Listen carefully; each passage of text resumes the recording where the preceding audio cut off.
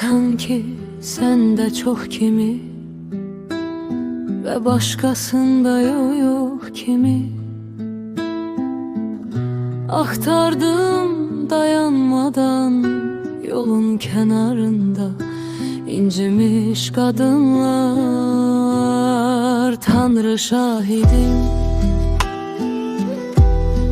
etmezdi halbuki.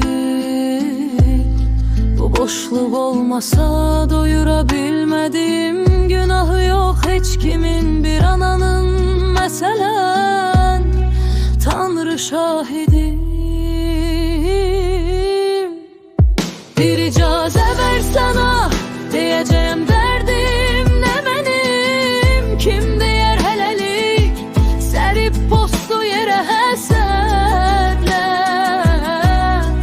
Könlün bir seyyahsa, o yalnız mənə bir rəvan. Canım boğazımda, mənə deyirsən ki hələ sənə dönməm mümkünsüz, dönməm mümkünsüz. Elə baxma mənə, sənə dönməm mümkünsüz, dönməm mümkünsüz. Elə baxma mənə.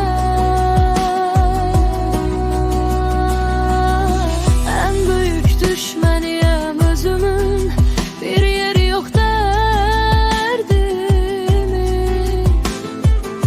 Bunların şahidiyim ben senin en büyük derdine. Dermanımın adı senin bedenin. Bedenime bu bedeline gerek var ödettirmenin.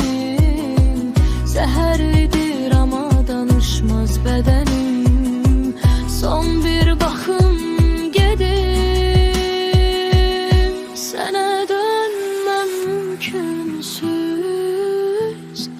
dönməm mümkünsüz. Elə baxma mənə,